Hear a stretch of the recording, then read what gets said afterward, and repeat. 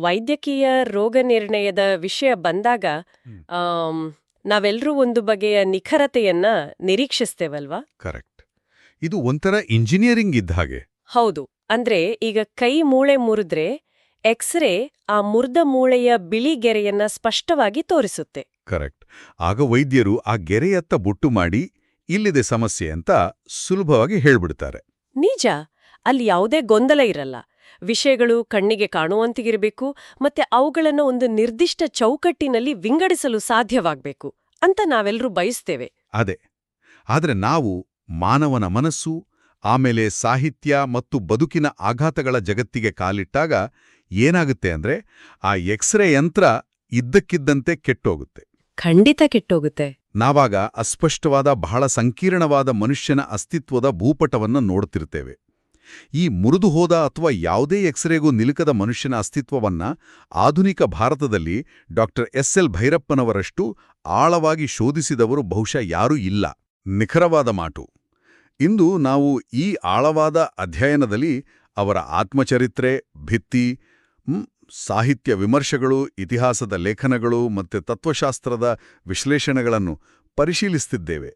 ನಮಗೆ ಪದೇ ಪದೇ ಎದುರಾಗುವುದು ಅದೇ ಒಂದು ಸಂಕೀರ್ಣತೆ. ಸರಿ, ಇದನ್ನ ಸ್ವಲ್ಪ ಬಿಡಿಸಿ ನೋಡೋಣ. ಯೋಚಿಸಿ ನೋಡಿ. ಹಾಸನ ಜಿಲ್ಲೆಯ ಸಂತೀಶಿವರ ಎಂಬ ಸಣ್ಣ ಹಳ್ಳಿಯಲ್ಲಿ ತೀವ್ರ ಬಡತನದಲ್ಲಿ ಜನನ. ಬಾಲ್ಯದಲ್ಲಿಯೇ ಪ್ಲೇಗ್ ಮಾರಿಗೆ ತಮ್ಮ ಪ್ರೀತಿಯ ತಾಯಿ ಮತ್ತು ಒಡಹುಟ್ಟಿದವಳ ಬಲಿ. ಜವಾಬ್ದಾರಿಯಿಲ್ಲದ ತಂದೆ. ಹೌದು, ಬಹಳ ಕರುಣಾಜನಕ ಸ್ಥಿತಿ ಅದು. ಅಲ್ವಾ? ಹೊಟ್ಟೆಪಾಡಿಗಾಗಿ ಸಣ್ಣ ವಯಸ್ಸಿನಲ್ಲೇ ರೈಲ್ವೆ ಪೋರ್ಟರ್ ಆಗಿ, ಹೋಟೆಲ್ ಕಾರ್ಮಿಕನಾಗಿ, ಟೆಂಟ್ ಸಿನಿಮಾದಲ್ಲಿ ಗೇಟ್ ಕೀಪರ್ ಆಗಿ ಕೆಲಸ ಮಾಡ್ತಾರೆ. ಇಷ್ಟೆಲ್ಲ ಕಷ್ಟಗಳನ್ನ ಕಂಡ ವ್ಯಕ್ತಿ ಸಹಜವಾಗಿಯೇ ಇಡೀ ಸಮಾಜದ ಮೇಲೆ ದ್ವೇಷ ಸಾಧಿಸುವ ಬಂಡಾಯಗಾರನಾಗ್ಬೇಕಿತ್ತು. ಖಂಡಿತ, ಯಾರಾದರೂ ಹಾಗೆ ಅಂದುಕೊಳ್ಳುತ್ತಾರೆ. ಅವರ ಬರವಣಿಗೆಯಲ್ಲಿ ಕಹಿಯ ಭಾವನೆ ತುಂಬಿರಬೇಕಿತ್ತು ಅಂತ. ಅದೇ. ಆದರೆ ಇಲ್ಲಿಯೇ ನಾವು ಭೈರಪ್ಪನವರ ಮನಸ್ಥಿತಿಯನ್ನ ವಿಭಿನ್ನವಾಗಿ ಅರ್ಥ ಮಾಡ್ಕೋಬೇಕು, ಗೊತ್ತಾ? ಹೌದು, ಅವರ ಬಾಲ್ಯದ ಆಘಾತಗಳು ಅವರ ಪಾಲಿಗೆ ಕೇವಲ ಭಾರವಾಡಿರಲಿಲ್ಲ. ಬದಲಾಗಿ ಅದೊಂದು ಮಾನಸಿಕ ಡಾರ್ಕ್ ರೂಮ್ ಇದ್ದಾಗೆ ಇತ್ತು. ಓ, ಡಾರ್ಕ್ ರೂಮ್. ಹೌದು, ಅಲ್ಲಿ ಅವರ ಬದುಕಿನ ಕರಾಳ ನೆಗೆಟಿವ್ ಚಿತ್ರಗಳು ಅತ್ಯಂತ ಸ್ಪಷ್ಟವಾದ ಸಾಹಿತ್ಯಕ ಫೋಟೋಗ್ರಾಫ್ಗಳಾಗಿ ಮೂಡಿಬಂದವು. ದ್ವೇಷದ ಬದಲು ಅವರಲ್ಲಿ ಬದುಕಿನ ನಿಗೂಢತೆಯ ಬಗ್ಗೆ ಒಂದು ಆಳವಾದ ಬೆರಗು ಹುಟ್ಕೊಂಡಿತ್ತು. ಇದಕ್ಕೆ ಅವರ ಆತ್ಮಚರಿತ್ರೆ ಭಿತ್ತಿಯಲ್ಲಿ ಉಲ್ಲೇಖವಾಗಿರುವ ಕೃಷ್ಣರಾಜ ಸಾಗರ ಅಂದ್ರೆ ಕೆಆರ್ಎಸ್ ಜಲಾಶಯದ ಬಳಿ ನಡೆದ ಘಟನೆ ಅತ್ಯುತ್ತಮ ಉದಾಹರಣೆ ಎನಿಸುತ್ತದೆ. ಆ ಘಟನೆ ನಿಜಕ್ಕೂ ಮೈಜುಮ್ಮನಿಸುವಂಥದ್ದು. ಹೌದು, ಯುವಕ ಭೈರಪ್ಪ ಜೀವನದಲ್ಲಿ ತೀವ್ರ ಜಿಗುಪ್ಸೆಗೊಂಡು ಆತ್ಮಹತ್ಯೆ ಮಾಡಿಕೊಳ್ಳು ಅಲ್ಲಿಗೆ ಹೋಗಿರ್ತಾರೆ ಅಲ್ವಾ. ತಾನೊಬ್ಬ ಅತ್ಯುತ್ತಮ ಈಜುಗಾರನಾಗಿರೋದ್ರಿಂದ ನೀರಿನಲ್ಲಿ ಮುಳುಗಿ ಸಾಯುವುದು ಸಾಧ್ಯವೇ ಅಂತ ಯೋಚಿಸ್ತಾ ಕಲ್ಲಿನ ಬೆಂಚ್ ಮೇಲೆ ಕೂರ್ತಾರೆ. ಆ ಘಟನೆಯನ್ನು ಅವರು ವಿವರಿಸುವ ಪರಿ ಅದ್ಭುತವಾಗಿದೆ. ಅವರು ಹಾಗೆ ಕೂತು ಆಕಾಶದತ್ತ ನೋಡ್ತಿರುವಾಗ ಮೋಡಗಳು ತೇಲುತ್ತಿರ್ತವೆ. ನೀರು ಆವಿಯಾಗಿ ಮೋಡವಾಗಿ ಮಳೆಯಾಗಿ ಸುರಿಯುವ ಪ್ರಕೃತಿಯ ಆ ನಿಗೂಢ ಪ್ರಕ್ರಿಯೆ ಇದೆಯಲ್ಲ, ಆ ರಹಸ್ಯ. ಅದೇ. ಇಡೀ ಬ್ರಹ್ಮಾಂಡದ ಆ ರಹಸ್ಯ ಅವರನ್ನು ಸಂಪೂರ್ಣವಾಗಿ ಮಂತ್ರಮುಗ್ಧರನ್ನಾಗಿಸ್ತದೆ. ಪ್ರಕೃತಿಯ ಈ ನಿಗೂಢತೆಯೇ ಅವರಲ್ಲಿದ್ದ ಸಾವಿನ ಆಲೋಚನೆಯನ್ನು ಅಳಿಸಿ ಹಾಕ್ತದೆ. ವಾವ್. ಈ ಸಾವಿನ ಮುಖಾಮುಖಿ ಮತ್ತು ಪ್ರಕೃತಿಯ ವಿಸ್ಮಯವೇ ಮುಂದೆ ಪರ್ವವಂಶವೃಕ್ಷ ಮತ್ತು ನೆಲೆಯಂತಹ ಕಾದಂಬರಿಗಳಲ್ಲಿ ಆಳವಾದ ತಾತ್ವಿಕ ಶೋಧನೆಯಾಗಿ ಹೊರಹೊಮ್ಮಿತು. ನನಗಿಲ್ಲಿ ಒಂದು ಸಣ್ಣ ಗೊಂದಲವಿದೆ. ಸಾವಿನ ನಿಗೂಢತೆ, ಒಂಟಿತನ, ಇವುಗಳ ಬಗ್ಗೆ ಪಾಶ್ಚಿಮಾತ್ಯ ಅಸ್ತಿತ್ವವಾದಿಗಳು ಅಂದ್ರೆ ಎಕ್ಸಿಸ್ಟೆನ್ಷಿಯಲಿಸ್ಟ್ ಚಿಂತಕರು ಬಹಳಷ್ಟು ಬರೆದಿದ್ದಾರಲ್ವಾ? ಹೌದು, ಬರೆದಿದ್ದಾರೆ. ಹಾಗಾದ್ರೆ ಜೀನ್ ಪಾಲ್ ಸಾರ್ತ್ರೆ ಅವರಂಥ ಪಾಶ್ಚಿಮಾತ್ಯ ತತ್ವಜ್ಞಾನಿಗಳ ಅಸ್ತಿತ್ವವಾದದ ಆತಂಕಕ್ಕೂ ಅಂದ್ರೆ ಆ ಎಕ್ಸಿಸ್ಟೆನ್ಷಿಯಲ್ ಆಂಗ್ಸ್ಟ್ಗೂ ಭೈರಪ್ಪನವರ ಈ ದೃಷ್ಟಿಕೋನಕ್ಕೂ ಮೂಲಭೂತ ವ್ಯತ್ಯಾಸವೇನು? ಇದೊಂದು ಅತ್ಯಂತ ಪ್ರಮುಖವಾದ ಪ್ರಶ್ನೆ. ನೋಡಿ, ಪಾಶ್ಚಿಮಾತ್ಯ ಅಸ್ತಿತ್ವವಾದವು ಹೆಚ್ಚಾಗಿ ಮನುಷ್ಯನ ಒಂಟಿತನ, ಶೂನ್ಯತೆ ಮತ್ತು ಈ ಪ್ರಪಂಚದಿಂದ ತಾನು ಬೇರ್ಪಟ್ಟಿದ್ದೇನೆ ಎಂಬ ಭಾವನೆಯಿಂದ ಶುರುವಾಗುತ್ತೆ. ಅಂದ್ರೆ ಅಲ್ಲಿ ಮನುಷ್ಯ ಒಂದು ಒಂಟಿ ದ್ವೀಪವಿದ್ದಂತೆ. ನಿಖರವಾಗಿ. ಆದರೆ ಭೈರಪ್ಪನವರ ಅಸ್ತಿತ್ವವಾದ ಸಂಪೂರ್ಣ ಭಿನ್ನವಾಗಿದೆ. ಅದು ಪ್ರಕೃತಿ, ಕುಟುಂಬ, ಸಮಾಜ ಮತ್ತು ಬದುಕುವ ಛಲದ ನಂಟಿನಿಂದ ಶುರುವಾಗುತ್ತೆ. ಅವರ ಪಾತ್ರಗಳು ಎಷ್ಟೇ ಒಂಟಿಯಾದರೂ ಸರಿ, ಎಷ್ಟೇ ಕಷ್ಟಗಳನ್ನು ಅನುಭವಿಸಿದ್ರೂ ಸರಿ, ಅವು ಸಮಾಜದ ಬೇರುಗಳಿಂದ ಕಳೆದುಕೊಂಡಿರೋದಿಲ್ಲ. ಓಹೋ, ಅಂದ್ರೆ ಸಾಯುವ ಬಯಕೆಗಿಂತ ಆ ಕಷ್ಟಗಳ ನಡುವೆಯೂ ಬದುಕಿನ ಅರ್ಥವನ್ನು ಅನ್ವೇಷಿಸುವ ಪ್ರಬಲ ಹಂಬಲ ಅವರ ಪಾತ್ರಗಳಲ್ಲಿದೆ. ಖಂಡಿತ. ಅಂದ್ರೆ ಅವರ ಸ್ವಂತ ಜೀವನದಲ್ಲಿಯೇ ಸುಲಭವಾದ ಉತ್ತರಗಳು ಸಿಗದ ಕಾರಣ ಅವರು ತಮ್ಮ ಓದುಗರಿಗೂ ಸುಲಭವಾದ ಸಿದ್ಧಮಾದರಿಯ ಉತ್ತರಗಳನ್ನು ನೀಡಲು ನಿರಾಕರಿಸಿದ್ರು ಎನ್ನಬಹುದು. ಹೌದು, ಇದರಿಂದಾಗಿಯೇ ಅವರು ಸತ್ಯದ ಶೋಧನೆಗೆ ಅಷ್ಟು ಗೀಳು ಹತ್ತಿಸ್ಕೊಂಡವರಂತೆ ಕೆಲಸ ಮಾಡಿದ್ರು. ಅವರ ಸಂಶೋಧನಾ ವಿಧಾನಗಳನ್ನು ಗಮನಿಸಿದ್ರೆ ಇದು ಸ್ಪಷ್ಟವಾಗುತ್ತೆ. ಅವರು ಕೇವಲ ಕುಳಿತು ಕಲ್ಪನೆಯಲ್ಲಿ ಕತೆ ಹೆಣೆಯಲಿಲ್ಲ, ಬದಲಿಗೆ ಒಬ್ಬ ವಿಜ್ಞಾನಿಯಂತೆ ಕಠಿಣವಾದ ಕ್ಷೇತ್ರ ಕಾರ್ಯ ಮಾಡಿದ್ರಲ್ವಾ? ಹೌದು. ಉದಾಹರಣೆಗೆ ಪರ್ವ ಕಾದಂಬರಿಯನ್ನು ಬರೆಯುವಾಗಿನ ಅವರ ಶ್ರಮವನ್ನು ನೋಡಿ. ಮಹಾಭಾರತ ನಡೆದ ಕುರುಕ್ಷೇತ್ರದ ಭೌಗೋಳಿಕ ಪ್ರದೇಶಗಳಿಗೆ ಅವರು ಖುದ್ದಾಗಿ ಭೇಟಿ ನೀಡಿದರು. ಕೇವಲ ಲೈಬ್ರರಿಯಲ್ಲಿ ಕೂತು ಪುಸ್ತಕ ಓದ್ಲಿಲ್ಲ. ಖಂಡಿತ ಇಲ್ಲ. ಪುಸ್ತಕಗಳನ್ನು ಓದುವುದರ ಬದಲು ಹಿಮಾಲಯದ ತಪ್ಪಲಿನಲ್ಲಿರುವ ಕಿನ್ನೌರ್ ಬುಡಕಟ್ಟು ಜನಾಂಗದವರ ಬಳಿ ತೆರಳಿ ಅಲ್ಲಿ ಇಂದಿಗೂ ಆಚರಣೆಯಲ್ಲಿರುವ ಬಹುಪತಿತ್ವದ ಪದ್ಧತಿಯನ್ನು ಅಧ್ಯಯನ ಮಾಡಿದರು. ವಾವ್! ದ್ರೌಪದಿಗೆ 5 ಜನ ಗಂಡಂದಿರು ಎಂಬ ಪುರಾಣದ ಕಲ್ಪನೆಯ ಹಿಂದಿರುವ ಆ ಕಾಲದ ಸಾಮಾಜಿಕ ಮತ್ತು ಆರ್ಥಿಕ ವಾಸ್ತವವೇನು ಎಂಬುದನ್ನು ಅರಿಯುವುದು ಅವರ ಉದ್ದೇಶವಾಗಿತ್ತು. ಅಷ್ಟೇ ಅಲ್ಲ, ತಾವು ತೆಗೆದ ಫೋಟೋಗಳನ್ನು ತಮ್ಮ ತರಗತಿಯ ವಿದ್ಯಾರ್ಥಿಗಳಿಗೆ ತೋರಿಸಿ ಆ ಹಿನ್ನೆಲೆಯನ್ನು ವಿವರಿಸುತ್ತಿದ್ರು ಅಂತ ನಮ್ಮ ಮೂಲಗಳು ಹೇಳ್ತವೆ. ಹೌದು, ಅವರು ಇತಿಹಾಸವನ್ನು ಪುರಾಣದ ಕಣ್ಣಿನಿಂದಲ್ಲ, ಬದಲಾಗಿ ಸಮಾಜಶಾಸ್ತ್ರದ ಕಣ್ಣಿನಿಂದ ನೋಡಿದರು. ಇದು ನಿಜಕ್ಕೂ ವಿಸ್ಮಯಕಾರಿ. ಕೇವಲ ಮಾಹಿತಿಯನ್ನು ಕಲೆ ಹಾಕೋದಷ್ಟೇ ಅಲ್ಲ, ಆ ಮಾಹಿತಿಯನ್ನು ಒಂದು ಕಲಾಕೃತಿಯಾಗಿ, ಆ ಶ್ರೇಷ್ಠ ಸಾಹಿತ್ಯವಾಗಿ ಹೇಗೆ ಕೊಟ್ಟಿಕೊಡಬೇಕು ಎಂಬುದಕ್ಕೂ ಅವರ ಬಳಿ ಒಂದು ವಿಶಿಷ್ಟವಾದ ತಂತ್ರವಿತ್ತು. ಅದೇನು ಅಂತ ಊಹಿಸಬಲ್ಲಿರಾ? ನಮ್ಮ ಮೂಲಗಳ ಪ್ರಕಾರ ಗಂಗೂಬಾಯಿ ಹಾನಗಲ್ ಅವರ ಹಿಂದೂಸ್ತಾನಿ ಗಾಯನವನ್ನು ಕೇಳಿದ ಮೇಲೆ ಅವರ ನಿರೂಪಣಾ ಶೈಲಿಯೇ ಬದಲಾಯಿತು. ಆದರೆ ಒಂದು ಸಂಗೀತದ ಲಯವನ್ನು ಬರವಣಿಗೆಯ ಅಕ್ಷರಗಳಿಗೆ ಇಳಿಸುವುದು ಹೇಗೆ ಸಾಧ್ಯ? ಇದು ಹೇಗೆ ಕೆಲಸ ಮಾಡುತ್ತೆ? ಇಲ್ಲಿರುವ ಅತ್ಯಂತ ಆಸಕ್ತಿದಾಯಕ ವಿಷಯವೆಂದರೆ ಅದೇ ಅವರ ಕಲಾತ್ಮಕ ಪ್ರತಿಭೆಯ ದ್ಯೋತಕ. ಹಿಂದೂಸ್ತಾನಿ ಸಂಗೀತದಲ್ಲಿ ರಾಗವನ್ನು ವಿಸ್ತರಿಸುವಾಗ ವಿಲಂಬಿತ್ ಅಂದ್ರೆ ನಿಧಾನ, ಆಮೇಲೆ ಮಧ್ಯ ಅಂದ್ರೆ ಮಧ್ಯಮ ಮತ್ತು ದ್ರುತ್ ಅಂದ್ರೆ ವೇಗದ ಗತಿಗಳಿರ್ತವಲ್ವಾ? ಹೌದು, ಟೆಂಪೋಸ್ ಅಂತಿವಲ್ಲ. ಅದೇ ಭೈರಪ್ಪನವರು ಈ ಗತಿಗಳನ್ನು ಕಾದಂಬರಿಯ ವಾಕ್ಯ ರಚನೆಗೆ ಅನ್ವಯಿಸಿದರು. ಮಂದ್ರ ಕಾದಂಬರಿಯನ್ನೇ ಉದಾಹರಣೆಯಾಗಿ ತೆಗೆದುಕೊಳ್ಳಿ. ಪಾತ್ರವೊಂದು ದೀರ್ಘವಾಗಿ ತನ್ನೊಳಗೆ ತಾನು ಯೋಚಿಸುವಾಗ ಅಥವಾ ಪ್ರಕೃತಿಯ ವರ್ಣನೆ ಬರುವಾಗ ಅವರ ವಾಕ್ಯಗಳು ಉದ್ದುದ್ದವಾಗಿ ನಿಧಾನವಾಗಿ ಆ ವಿಲಂಬಿತ್ ಗತಿಯಲ್ಲಿ ಸಾಗುತ್ತವೆ. ಓ! ಅದೇ ಪಾತ್ರಗಳ ನಡುವೆ ತೀವ್ರವಾದ ವಾಗ್ವಾದ ನಡೆಯುವಾಗ, ಕಥೆ ಬಿಕ್ಕಟ್ಟಿನ ಘಟ್ಟ ತಲುಪಿದಾಗ ವಾಕ್ಯಗಳು ಚುಟುಕಾಗುತ್ತವೆ, ಒಡೆದ ತುಂಡುಗಳಂತೆ ವೇಗ ಪಡೆದುಕೊಳ್ಳುತ್ತವೆ. ಇದು ದ್ರುದ್ಗತಿ. ಓದುಗನ ಉಸಿರಾಟದ ಗತಿಯನ್ನೇ ಈ ಬರವಣಿಗೆ ನಿಯಂತ್ರಿಸುತ್ತದೆ. ಹೊಸಬರಾಗಿ ಬರೆಯಲು ಕಲಿಯುತ್ತಿರುವ ಬರಹಗಾರರಿಗೆ ಇದೊಂದು ದೊಡ್ಡ ಪಾಠ. ಕಥೆ ಹೊಳೆದ ತಕ್ಷಣ ಗಡಿಬಿಡಿಯಲ್ಲಿ ಅದನ್ನು ಪ್ರಕಟಿಸುವುದಲ್ಲ, ತಾಳ್ಮೆಯಿಂದ ಅದನ್ನು ಪರಿಷ್ಕರಿಸುವುದು ಬಹಳ ಮುಖ್ಯ. ಹೌದು. ಭೈರಪ್ಪನವರು ವಂಶವೃಕ್ಷ ಕಾದಂಬರಿಯ ಮೊದಲ ಕರಡನ್ನು ಕೇವಲ 31 ದಿನಗಳಲ್ಲಿ ಮುಗಿಸಿದರಂತೆ. ಆದರೆ ಅದನ್ನು ಪ್ರಕಟಿಸುವ ಮುನ್ನ ಹಲವು ವರ್ಷಗಳ ಕಾಲ ಹಾಗೇ ಪೆಟ್ಟಿಗೆಯಲ್ಲಿ ಇಟ್ಟು ಮಾಗಲು ಬಿಟ್ಟು ಆಮೇಲೆ ಕಠಿಣವಾಗಿ ಕತ್ತರಿ ಪ್ರಯೋಗ ಮಾಡಿದ್ರು ಎನ್ನುತ್ತವೆ ಮೂಲಗಳು. ಇದಕ್ಕೆ ಕಾರಣ ಅವರಲ್ಲಿದ್ದ ರಸಧ್ವನಿ ಮತ್ತು ಔಚಿತ್ಯ ಎಂಬ ಪ್ರಾಚೀನ ಭಾರತೀಯ ಸೌಂದರ್ಯ ಮೀಮಾಂಸೆಯ ಪ್ರಜ್ಞೆ. ಅಂದ್ರೆ ಆ ಎಸ್ಥೆಟಿಕ್ಸ್. ಹೌದು.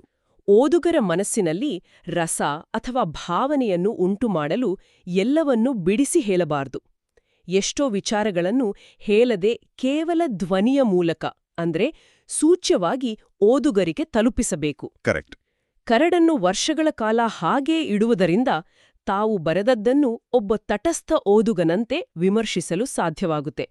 ಎಲ್ಲಿ ಯಾವುದನ್ನು ಹೇಳಬೇಕು, ಯಾವುದನ್ನು ಬಿಡಬೇಕು ಎಂಬ ಔಚಿತ್ಯ ಪ್ರಜ್ಞೆ ಬರುವುದು ಆ ಮಾಗುವಿಕೆಯಿಂದಲೇ. ಈ ಕಠಿಣವಾದ ಶ್ರಮ ಮತ್ತು ವಿಶಿಷ್ಟ ನಿರೂಪಣಾ ಶೈಲಿಯನ್ನು ಬಳಸಿ ಅವರು ಸೃಷ್ಟಿಸಿದ ಪಾತ್ರಗಳು ಎಂಥವು? ಆ ಕಾಲದ ಸಾಂಪ್ರದಾಯಿಕ ಸಿದ್ಧಾಂತಗಳನ್ನು ಅವು ಸಂಪೂರ್ಣವಾಗಿ ಮೀರಿ ನಿಂತವು ಅನ್ನೋದಂತೂ ಸತ್ಯ. ಹೌದು. ನೆಹರು ಯುಗದ ಆ ಕಾಲಘಟ್ಟದಲ್ಲಿ ಸಾಹಿತ್ಯ ಎಂದರೆ ಅದಕ್ಕೊಂದು ಸಾಮಾಜಿಕ ಜವಾಬ್ದಾರಿ ಇರಬೇಕು, ಅದು ಕಮ್ಯುನಿಸ್ಟ್ ಅಥವಾ ಎಡಪಂಥೀಯ ವಿಚಾರಧಾರೆಗೆ ಹತ್ತಿರವಾಗಿರಬೇಕು ಎಂಬ ಅಲಿಖಿತ ನಿಯಮವಿತ್ತಲ್ವಾ? ಹೌದು. ಬಹುತೇಕ ಲೇಖಕರು ಯಾವುದಾದರಂಗು ಗುಂಪಿಗೆ, ಅಂದ್ರೆ ನವ್ಯ ಬಂಡಾಯ ಅಥವಾ ದಲಿತ ಸಾಹಿತ್ಯದ ಚಳುವಳಿಗಳಿಗೆ ಸೇರಿಕೊಳ್ಳುತ್ತಿದ್ದರು. ಆದರೆ ಭೈರಪ್ಪ ಈ ಎಲ್ಲ ಕಟ್ಟುಪಾಡುಗಳನ್ನು ನಿರ್ದಾಕ್ಷಿಣ್ಯವಾಗಿ ವಿರೋಧಿಸಿದರು. ಯಾವುದೇ ಗುಂಪಿಗೆ ಸೇರಿಲಿಲ್ಲ. ಅವರಿಗೆ ಸಿದ್ಧಾಂತಗಳ ಚೌಕಟ್ಟಿಗಿಂತ ಮನುಷ್ಯನ ಮೂಲಭೂತ ಭಾವನೆಗಳ ಮತ್ತು ಸತ್ಯದ ಶೋಧನೆ ಮಾತ್ರ ಮುಖ್ಯವಾಗಿತ್ತು. ನಾವು ವ್ಯಕ್ತಿಯ ಗುರುತು ಅಥವಾ ಐಡೆಂಟಿಟಿ ಬಗ್ಗೆ ಮಾತನಾಡುವಾಗ ಗೃಹಭಂಗ ಕಾದಂಬರಿಯ ನಂಜಮ್ಮನ ಪಾತ್ರವನ್ನು ನೆನಪಿಸಿಕೊಳ್ಳಲೇಬೇಕು. ನಮ್ಮ ಮೂಲಗಳಲ್ಲಿ ಒಂದು ಕಡೆ ಎಕ್ಸಿಸ್ಟೆನ್ಷಿಯಲ್ ಫೆಮಿನಿಸಂ ಅಥವಾ ಅಸ್ತಿತ್ವವಾದದ ಸ್ತ್ರೀವಾದ ಎಂಬ ಪದವನ್ನು ಬಳಸಲಾಗಿದೆ. ಹೌದು. 20ನೇ ಶತಮಾನದ ಆರಂಭದ ಹಳ್ಳಿಯ ಸಾಮಾನ್ಯ ಮಹಿಳೆಯೊಬ್ಬಳಿಗೆ ಈ ಭಾರೀ ತೂಕದ ಪದವನ್ನು ಹೇಗೆ ಅನ್ವಯಿಸಲು ಸಾಧ್ಯ? ಸ್ತ್ರೀವಾದ ಎಂದರೆ ಕೇವಲ ಸಮಾಜದ ವಿರುದ್ಧ ಹಕ್ಕುಗಳಿಗಾಗಿ ಹೋರಾಡುವುದು ಮಾತ್ರವಲ್ಲ. ನಂಜಮ್ಮನ ಸ್ತ್ರೀವಾದ ವಿಭಿನ್ನವಾದದ್ದು. ಪ್ಲೇಗ್ನುಂಡ ಗಂಡನನ್ನು ಕಳೆದುಕೊಂಡಾಗ ಆಕೆ ಕೇವಲ ಅಸಹಾಯಕ ವಿಧೇವಿಯಾಗಿ ಮೂಲೆಯಲ್ಲಿ ಕೂರುವುದಿಲ್ಲ. ಹೌದು. ಗ್ರಾಮಸ್ಥರ ಅವಳನ್ನು ಕೇವಲ ಹೊರೆಯಾಗಿ ನೋಡಿದಾಗ ಆಕೆ ಯಾರ ಮುಂದೆಯೂ ಭಿಕ್ಷೆ ಬೇಡುವುದಿಲ್ಲ. ನನ್ನ ಕೈಗಳು ಇನ್ನೂ ಜೀವಂತವಾಗಿವೆ, ನನಗೆ ಕೆಲಸ ಕೊಡಿ ಎನ್ನುತ್ತಾಳೆ. ಕಲ್ಲು ಹೊರುತ್ತಾಳೆ, ಬೆವರು ಸುರಿಸುತ್ತಾಳೆ. ವಾವ್! ಅವಳ ದೇಹದ ಶ್ರಮ, ಅವಳ ಕೈಯ ಮೇಲಿನ ಗಾಯದ ಕಲೆಗಳೇ ಅವಳ ಹೊಸ ಅಸ್ತಿತ್ವವನ್ನು ಕಟ್ಟಿಕೊಡುತ್ತವೆ. ತನ್ನ ಕರ್ಮದ ಮೂಲಕ ತನ್ನ ಗುರುತನ್ನು ತಾನೇ ಕಂಡುಕೊಳ್ಳುವ ಈ ಪ್ರಕ್ರಿಯೆಯನ್ನೇ ನಾವು ಅಸ್ತಿತ್ವವಾದದ ಸ್ತ್ರೀವಾದ ಅಂತ ಕರಿಬೋದು. ಇಲ್ಲಿಯೇ ಇದು ನಿಜಕ್ಕೂ ಕುತೂಹಲಕಾರಿಯಾಗುವುದು. ಅವರ ಪಾತ್ರಗಳು ಪರಂಪರೆ ಮತ್ತು ಆಧುನಿಕತೆಯ ನಡುವಿನ ಬೈನರಿ ವಿಭಜನೆಗಳನ್ನು ಅಂದ್ರೆ ಆ ಗೋಡೆಗಳನ್ನು ಒಡಿತವೆ. ಖಂಡಿತ. ದಾಟು ಕಾದಂಬರಿಯ ಸತ್ಯಭಾಮೆಯ ಪಾತ್ರವನ್ನೇ ತೆಗೆದುಕೊಳ್ಳಿ. ಬ್ರಾಹ್ಮಣ ಪುರೋಹಿತರ ಮಗಳಾದ ಆಕೆ ಒಕ್ಕಲಿಗ ಯುವಕನನ್ನು ಪ್ರೀತಿಸುತ್ತಾಳೆ. ಸಮಾಜ ಅವಳನ್ನು ತೀವ್ರವಾಗಿ ವಿರೋಧಿಸಿದಾಗ ಆಕೆ ಕೇಳುವ ಪ್ರಶ್ನೆ ಎಂಥವರನ್ನು ಬೆಚ್ಚಿಬೀಳಿಸುತ್ತೆ. ಹೌದು, ಆ ಮಾತು ನೆನಪಿದೆ. ನನ್ನ ರಕ್ತ ಬ್ರಾಹ್ಮಣದ್ದಾಗಿದ್ದರೆ ನನ್ನ ಹೃದಯವೇಕೆ ಶೂದ್ರನಿಗೆ ಮಿಡಿಯುತ್ತಿದೆ? ಇದು ಕೇವಲ ಮಾನವ ಸಹಜ ಹೃದಯವಲ್ಲವೇ ಅಂತ ಕೇಳ್ತಾಳೆ. ಹೌದು. ಅವರು ಇಲ್ಲಿ ಕೇವಲ ಪಾಶ್ಚಾತ್ಯರ ದೃಷ್ಟಿಕೋನವನ್ನು ಬಳಸದೆ ಉಪನಿಷತ್ತಿನ ಕೋಹಂ ಅಂದ್ರೆ ನಾನಾರು ಎಂಬ ಪ್ರಶ್ನೆಯನ್ನು ತಮ್ಮ ಪಾತ್ರಗಳ ಮೂಲಕ ಕೇಳ್ತಿದ್ದಾರೆ ಅಲ್ವಾ? ನೀವು ಹೇಳಿದ್ದು ಅತ್ಯಂತ ನಿಖರವಾಗಿದೆ. ಇದನ್ನೇ ವಿಮರ್ಶಕರು ಆಧ್ಯಾತ್ಮಿಕ ವಾಸ್ತವವಾದ ಅಂದರೆ ಆಧ್ಯಾತ್ಮಿಕ್ ರಿಯಲಿಸಂ ಅಂತ ಕರೆಯುವುದು. ಪಾಶ್ಚಿಮಾತ್ಯ ತತ್ವಜ್ಞಾನಿ ಸಾರ್ತ್ರೆ ಅವರ ಪ್ರಕಾರ ಮನುಷ್ಯನಿಗೆ ಆಯ್ಕೆಯ ಸ್ವಾತಂತ್ರ್ಯವಿದೆ. ಆದರೆ ಭೈರಪ್ಪನವರು ಈ ಸ್ವಾತಂತ್ರ್ಯವನ್ನು ಭಾರತೀಯ ಕರ್ಮಯೋಗ ಮತ್ತು ಜೈನ ಧರ್ಮದ ಅನೇಕಾಂತವಾದದೊಂದಿಗೆ ಸಮ್ಮಿಶ್ರಣ ಮಾಡ್ತಾರೆ. ಅನೇಕಾಂತವಾದ ಅಂದ್ರೆ ಒಂದೇ ಸತ್ಯಕ್ಕೆ ಹಲವು ಮುಖಗಳಿರ್ತವೆ ಎಂಬ ಸಿದ್ಧಾಂತ ಅಲ್ವಾ? ಹೌದು, ಅದೇ. ಮನುಷ್ಯ ತನ್ನ ಆಯ್ಕೆಗಳನ್ನು ತಾನೇ ಮಾಡಿಕೊಳ್ಬೇಕು. ಆದರೆ ಆ ಆಯ್ಕೆಗಳು ಸಮಾಜ, ಕುಟುಂಬ ಮತ್ತು ನೈತಿಕತೆಯ ಒರೆಗಲ್ಲಿಗೆ ಹಚ್ಚಲ್ಪಟ್ಟಾಗ ಬರುವ ಪರಿಣಾಮಗಳನ್ನು ಆತ ಎದುರಿಸಲೇಬೇಕು. ಸತ್ಯಭಾಮೆಯ ಪ್ರಶ್ನೆಯಲ್ಲಿ ಕೇವಲ ಜಾತಿ ವ್ಯವಸ್ಥೆಯ ವಿರುದ್ಧದ ಬಂಡಾಯವಿಲ್ಲ, ಬದಲಾಗಿ ತನ್ನ ಮೂಲಭೂತ ಮನುಷ್ಯತ್ವವನ್ನು ಅರಿಯುವ ಆಧ್ಯಾತ್ಮಿಕ ತುಳಿತವಿದೆ. ವ್ಯಕ್ತಿಗಳ ಗುರುತಿನ ಶೋಧನೆಯಿಂದ ಒಂದು ಹೆಜ್ಜೆ ಮುಂದೆ ಹೋಗಿ ಇಡೀ ಸಮಾಜ, ನಾಗರಿಕತೆ ಮತ್ತು ಇತಿಹಾಸದ ಗುರುತನ್ನು ಅವರು ಹೇಗೆ ಪ್ರಶ್ನಿಸಿದ್ರು ಎಂಬುದನ್ನು ನಾವು ನೋಡಲೇಬೇಕು. ಪರ್ವ ಕಾದಂಬರಿಯಲ್ಲಿ ಅವರು ಮಾಡಿದ್ದೇನು? ಅಲ್ಲಿ ಅವರು ಮಹಾಭಾರತದ ಪಾತ್ರಗಳಿಗಿದ್ದ ಆ ದೈವಿಕತೆಯ ಪ್ರಭಾವಳಿಯನ್ನು ಅಂದ್ರೆ ಡಿವೈನ್ ಹ್ಯಾಲೋಸ್ ಅನ್ನು ಸಂಪೂರ್ಣವಾಗಿ ಕಿತ್ತಾಕಿದ್ರು. ಕೃಷ್ಣ, ಅರ್ಜುನ, ಕರ್ಣ ಎಲ್ಲರೂ ನಿಮ್ಮಂತಹ ಸಾಮಾನ್ಯ ಮನುಷ್ಯರಾಗಿ ನೈತಿಕ ದ್ವಂದ್ವಗಳನ್ನು ಎದುರಿಸುವ ವ್ಯಕ್ತಿಗಳಾಗಿ ಚಿತ್ರಿತರಾದ್ರು. ಹೌದು. ಇನ್ನು ಅವರ ಅತ್ಯಂತ ವಿವಾದಾತ್ಮಕ ಕಾದಂಬರಿ ಎನಿಸಿಕೊಂಡ ಆವರಣದ ವಿಚಾರಕ್ಕೆ ಬಂದ್ರೆ ಅಲ್ಲಿ ಇತಿಹಾಸವನ್ನು ಮರುಪರಿಶೀಲಿಸುವ ಪ್ರಯತ್ನ ಬಹಳ ತೀವ್ರವಾಗಿದೆ ಎನ್ನುತ್ತವೆ ಮೂಲಗಳು. ಆವರಣ ಕಾದಂಬರಿಯಲ್ಲಿ ಹಿಂದೂ ಮಹಿಳೆ ರಜಿಯಾ ಆಗಿ ಮತಾಂತರಗೊಳ್ಳುವ ಕಥೆಯ ಮೂಲಕ ನಮ್ಮ ಸಮಾಜವು ಮುಚ್ಚಿಟ್ಟಿರುವ ಇತಿಹಾಸ ಅಂದರೆ ಕೌಂಟರ್ ಮೆಮರಿ ಮತ್ತು ಸಾಂಸ್ಕೃತಿಕ ಆಘಾತಗಳ ಮೇಲೆ ಅವರು ಬೆಳಕು ಚೆಲ್ಲಿದರು. ಇದು ಕೇವಲ ಒಂದು ಕಥೆಯಲ್ಲ, ಇತಿಹಾಸವನ್ನು ನಾವು ಯಾವ ದೃಷ್ಟಿಕೋನದಿಂದ ನೋಡುತ್ತಿದ್ದೇವೆ ಎಂಬ ಪ್ರಶ್ನೆ. ಇದೇ ವಿಚಾರಕ್ಕೆ ಸಂಬಂಧಿಸಿದಂತೆ ಟಿಪ್ಪು ಸುಲ್ತಾನ್ ಆಡಳಿತದ ಕುರಿತು ಪ್ರಸಿದ್ಧ ನಾಟಕಕಾರ ಗಿರೀಶ್ ಕಾರ್ನಾಡ್ ಮತ್ತು ಭೈರಪ್ಪನವರ ನಡುವೆ ನಡೆದ ಐತಿಹಾಸಿಕ ಚರ್ಚೆಯ ಪ್ರಸ್ತಾಪವು ನಮ್ಮ ಮೂಲಗಳಲ್ಲಿದೆ. ಈ ಇಬ್ಬರೂ ದಿಗ್ಗಜರೇ, ಆದರೆ ಅವರ ದೃಷ್ಟಿಕೋನಗಳು ತದ್ವಿರುದ್ಧವಾಗಿದ್ವು. ಈ ಚರ್ಚೆಯ ಹಿಂದಿನ ವಾಸ್ತವವೇನು? ನಮ್ಮ ಮೂಲಗಳು ಏನ್ ಹೇಳ್ತವೆ? ಮೂಲಗಳ ಪ್ರಕಾರ ಗಿರೀಶ್ ಕಾರ್ನಾಡ್ ಅವರು ಟಿಪ್ಪು ಸುಲ್ತಾನನ್ನು ಒಬ್ಬ ದೇಶಭಕ್ತ ಮತ್ತು ಆಧುನಿಕ ಆಡಳಿತಗಾರನಾಗಿ ಒಂದು ಜಾತ್ಯತೀತ ದೃಷ್ಟಿಕೋನದಿಂದ ನೋಡಿದರು. ಆದರೆ ಭೈರಪ್ಪನವರು ಅಂದಿನ ಕಾಲದ ಕೆಲವು ನಿರ್ದಿಷ್ಟ ಐತಿಹಾಸಿಕ ದಾಖಲೆಗಳನ್ನು, ವಿಶೇಷವಾಗಿ ಪರ್ಷಿಯನ್ ಮತ್ತು ಕನ್ನಡದ ಮೂಲ ದಾಖಲೆಗಳನ್ನು ಮುಂದಿಟ್ಟುಕೊಂಡು ಆಡಳಿತದಲ್ಲಿ ನಡೆದ ಧಾರ್ಮಿಕ ದೌರ್ಜನ್ಯಗಳ ಬಗ್ಗೆ ವಿಭಿನ್ನವಾದ ವಾದವನ್ನು ಮಂಡಿಸಿದರು. ಹೌದು, ನಮ್ಮ ಇಂದಿನ ಈ ಚರ್ಚೆಯ ಉದ್ದೇಶ ಯಾರು ಸರಿ ಯಾರು ತಪ್ಪು ಎಂದು ತೀರ್ಮಾನಿಸುವುದಲ್ಲ, ಬದಲಾಗಿ ಸಾಹಿತ್ಯವು ಇತಿಹಾಸದ ವ್ಯಾಖ್ಯಾನಗಳನ್ನು ಹೇಗೆ ಪ್ರಶ್ನಿಸುವಂತೆ ಮಾಡುತ್ತದೆ ಎಂಬುದನ್ನು ಗಮನಿಸುವುದು. ನಿಖರವಾಗಿ ಭೈರಪ್ಪನವರ ಮುಖ್ಯ ಕಳಕಳಿ ಎಂದರೆ ಯಾವುದೇ ರಾಜಕೀಯ ಸರಿತನದ ಕಾರಣಕ್ಕಾಗಿ ಇತಿಹಾಸದ ಕಹಿ ಸತ್ಯಗಳನ್ನು ಮರೆಮಾಚಬಾರದು ಎಂಬುದು. ಹಾಗಾದರೆ ಅವರು ಇತಿಹಾಸವನ್ನು ನೋಡುವ ಈ ವಿಧಾನವನ್ನು ಅಥವಾ ಈ ಸಂಪೂರ್ಣ ದೃಷ್ಟಿಕೋನವನ್ನು ನಾವು ಏನಂತ ಕರೆಯಬಹುದು? ನಮ್ಮ ಮೂಲಗಳಲ್ಲಿ ಎಪಿಸ್ಟೆಮಿಕ್ ಸ್ವರಾಜ್ ಅಥವಾ ಜ್ಞಾನಮೀಮಾಂಸೆಯ ಸ್ವರಾಜ್ ಎಂಬ ಪದವಿದೆ. ನನಗಂತೂ ಈ ಭಾರೀ ಶೈಕ್ಷಣಿಕ ಪದದ ಅರ್ಥ ತಕ್ಷಣಕ್ಕೆ ಹೊಳೆಯುತ್ತಿಲ್ಲ. ದಯವಿಟ್ಟು ಇದನ್ನು ಸ್ವಲ್ಪ ಸರಳವಾಗಿ ವಿವರಿಸಬಹುದೇ? ಖಂಡಿತ. ಜ್ಞಾನಮೀಮಾಂಸೆ ಅಥವಾ ಎಪಿಸ್ಟಮಾಲಜಿ ಎಂದರೆ ಜ್ಞಾನವು ಹೇಗೆ ಹುಟ್ಟುತ್ತದೆ ಮತ್ತು ಸತ್ಯವನ್ನು ನಾವು ಹೇಗೆ ಅರಿಯುತ್ತೇವೆ ಎಂಬುದರ ಅಧ್ಯಯನ.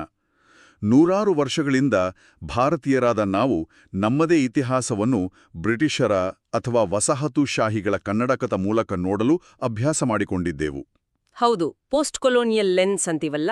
ಅದೇ ಜ್ಞಾನಮೀಮಾಂಸೆಯ ಸ್ವರಾಜ್ಯೆಂದರೆ ಆ ಪಾಶ್ಚಿಮಾತ್ಯರ ಕನ್ನಡಕವನ್ನು ಕಿತ್ತು ಬಿಸಾಡಿ ನಮ್ಮದೇ ಆದ ಭಾರತೀಯ ಸಾಂಸ್ಕೃತಿಕ ಬೇರುಗಳಿಂದ ನಮ್ಮ ಇತಿಹಾಸವನ್ನು ಸ್ವತಂತ್ರವಾಗಿ ವಿಶ್ಲೇಷಿಸುವುದು.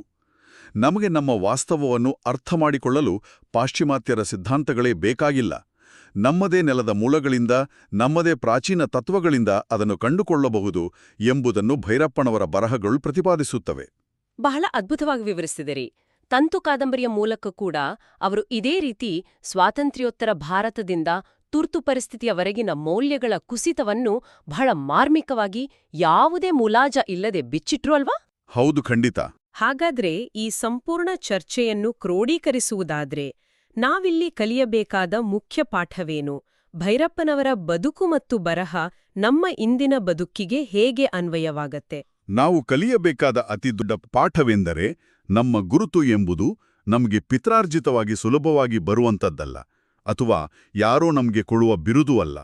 ಅದು ನಮ್ಮ ಆಯ್ಕೆಗಳಿಂದ ರೂಪುಗೊಳ್ಳುವಂಥದ್ದು. ನಿಜ. ಎಷ್ಟೇ ಕಹಿಯಾದರೂ ಸರಿ, ಎಷ್ಟೇ ಕಷ್ಟಗಳಾದರೂ ಸರಿ, ಸತ್ಯದ ಬೆಂಕಿಯಲ್ಲಿ ಬೆಂದು ನಮ್ಮ ಗುರುತುವನ್ನು ನಾವೇ ಗಳಿಸಿಕೊಳ್ಳಬೇಕು. ಮಾಹಿತಿಯ ಪ್ರವಾಹದಲ್ಲಿ ಸಿಲುಕಿರುವ ಆ ಫೇಕ್ ನ್ಯೂಸ್ಗಳ ನಡುವೆ ಬದುಕ್ತಿರುವ ಇಂದಿನ ದಿನಗಳಲ್ಲಿ ನಮ್ಮನ್ನೇ ನಾವು ಆಳವಾಗಿ ಪ್ರಶ್ನಿಸಿಕೊಳ್ಳುವ, ಇತಿಹಾಸದ ಸತ್ಯಗಳನ್ನು ನಿರ್ದಾಕ್ಷಿಣ್ಯವಾಗಿ ಎದುರಿಸುವ ವಿಮರ್ಶಾತ್ಮಕ ಚಿಂತನೆ ಬಹಳ ಮುಖ್ಯ. ಕಹಿಯಾದರೂ ಸತ್ಯವನ್ನು ಎದುರಿಸುವ ಧೈರ್ಯವಿದ್ದಾಗ ಮಾತ್ರ ಒಂದು ಸಮಾಜ ಪ್ರಬುದ್ಧವಾಗುತ್ತೆ. ಅದ್ಭುತವಾದ ಮಾತು. ಚರ್ಚೆಯ ಆರಂಭದಲ್ಲಿ ನಾವು ಎಕ್ಸ್ರೇ ಯಂತ್ರದ ಉಪಮೆಯನ್ನು ಬಳಸಿದ್ದೆವು, ನೆನಪಿದೆಯಾ? ಮನುಷ್ಯನ ಅಸ್ತಿತ್ವವೆಂಬುದು ಆ ಒಡೆದ ಮೂಳೆಯಷ್ಟು ಸುಲಭವಾಗಿ ಕಣ್ಣಿಗೆ ಕಾಣುವುದಿಲ್ಲ ಅಂತ. ಹೌದು, ನೆನಪಿದೆ. ಎದುರಿಸಿದ ಕಷ್ಟಗಳು ಮತ್ತು ನಾವು ಒಪ್ಪಿಕೊಳ್ಳುವ ನಗ್ನ ಸತ್ಯಗಳಿಂದ ಮಾತ್ರವೇ ರೂಪುಗೊಳ್ಳುವುದಾದರೆ, ನಮ್ಮದೇ ಜೀವನದ ಇತಿಹಾಸದ ಯಾವ ಸತ್ಯಗಳನ್ನು ನಾವು ಆವರಣದ ಅಂದ್ರೆ ಒಂದು ತೆರೆಯ ಹಿಂದೆ ಮುಚ್ಚಿಟ್ಟಿದ್ದೇವೆ? ಇದೊಂದು ಬಹಳ ಆಳವಾದ ಪ್ರಶ್ನೆ. ಸಮಾಜಕ್ಕೆ ಹೆದರಿಯೋ ಅಥವಾ ನಮಗೆ ನಾವೇ ಮುಖಾಮುಖಿಯಾಗಲು ಹೆದರಿಯೋ ಆ ಪರದೆಯನ್ನು ಎಳೆದುಕೊಂಡಿದ್ದೇವೆಯೇ? ಆ ಪರದೆಯನ್ನು ಸಂಪೂರ್ಣವಾಗಿ ಸರಿಸಿದ್ರೆ ಅಲ್ಲಿ ಕಾಣುವ ನಮ್ಮ ನೈಜ ರೂಪ ಹೇಗಿರಬಹುದು? ಭೈರಪ್ಪನವರ ಸಾಹಿತ್ಯದ ಆಳಕ್ಕಿಳಿದ ಪ್ರತಿಯೊಬ್ಬರನ್ನೂ ಕಾಡಬೇಕಾದ ಪ್ರಶ್ನೆ ಇದು. ಮುಂದಿನ ಆಳವಾದ ಅಧ್ಯಯನದವರೆಗೂ ಈ ಪ್ರಶ್ನೆ ನಿಮ್ಮ ಜೊತೆಗಿರಲಿ.